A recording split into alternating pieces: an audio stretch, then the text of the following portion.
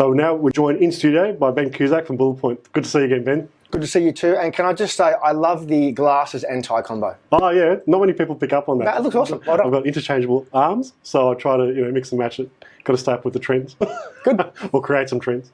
But mate, always good to see you, and especially now with so many grants being thrown around and governments and state, city of Melbourne, federal, a whole range of things to navigate all that stuff. It's a minefield, and you're up to date. That's your baby. That's what you do for a living.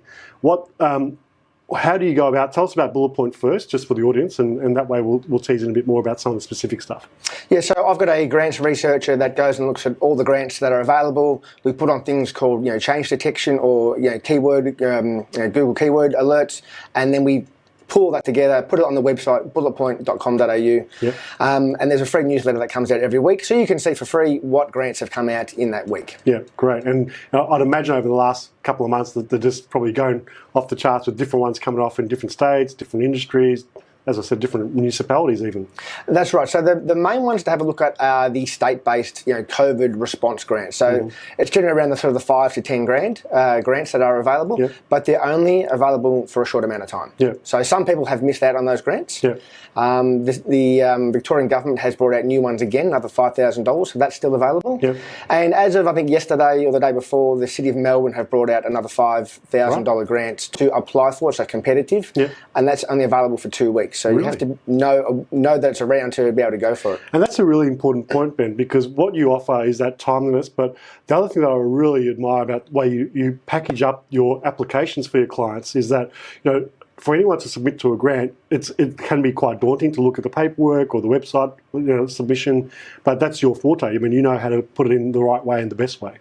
What I start with is, what would the government announce about your project? What is the top line? Or what's the innovative feature? What's the key thing that they want to tell about you? What is that one-page summary? Yeah. Start with that first, and then fill it out with all the other information. Yeah, yeah. So really tell the story and the whole value proposition of the submission.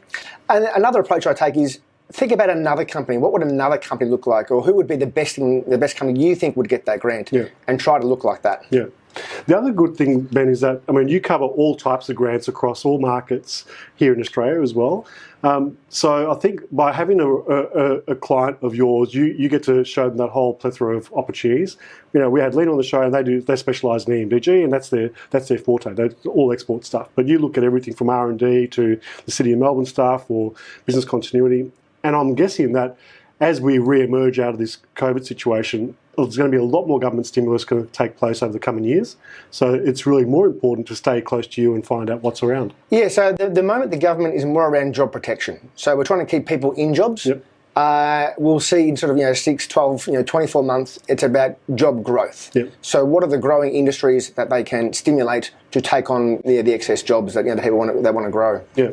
So how do you typically work with a client? Do you sort of find out a bit more about their business first and say, look, I think there's about these type of grants will fit, or do you sort of tease out what their aspirations are about where they want their business to be? How do you normally engage? So the way people normally engage with me is that they come to my website. There's a quiz they can fill out. And really is, what have you done in the past? That's what I need to know about. It says a lot of rebates like the R&D and export grants. And then I need to know a little bit about what they want to do. So the government fund projects, not necessarily companies. Right. So do they want to build a new factory? Do they want to go overseas? Do they want to commercialise a product? Yeah. And then I can see if that aligns with some of the government incentives that are out there. Yeah, fantastic. So how long have you been doing Bulletpoint? I've been doing it about 10 years now. Wow. Yeah, I think I remember when you first started and you just went out on your own, and you've gone from strength to strength. So it's been good. So my trick has been just to follow the money first. Yeah. So I work with the money and then work backwards to find the companies to help them out there. Fantastic, great. What tips and advice would you give them, Ben, about, obviously to come and see you, but how do they prepare themselves? We had Josh on the show earlier and talking about making sure their books are in order and all their tax stuff's cleaned up, because that obviously helps with their submission as well. Yeah, so the people want to wait for the grant to come out to know what to put in there. I tell them 90% of it I can guess now. Yeah. So it's really working out who you are, what you've done, why are you believable, how are you any good? Yeah. And then what do you want to do? Yeah. So work out what that project is going to be. So, get the cost together, get the scope together, what are the outputs, and then see how it aligns to some of the government incentives that are out there now. Yeah.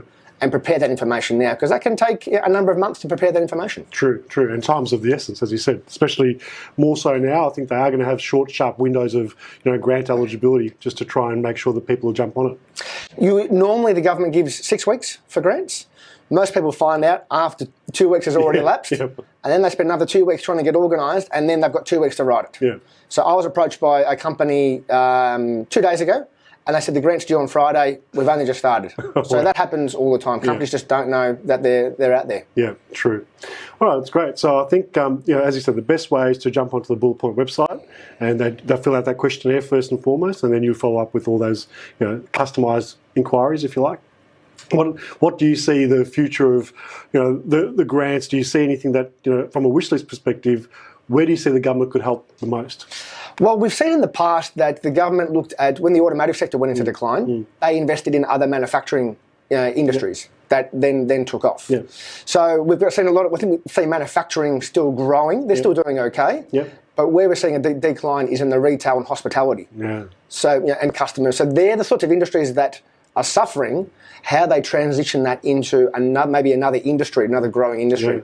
That's where it might have to be. So people might have to think about changing industries. The government like to invest into capital, so manufacturing equipment, because that equals a job. Yeah, true. So people might have to think about changing industries or diversifying a bit. Yeah, it's great advice, and I think especially with companies who have experienced a bit of global supply chain pain, where they couldn't get products, or they've had problems with even exporting stuff, that companies all around the world, not just here in Australia, are looking back to take back control, look at some value add or processing, or even the manufacturing process in-house.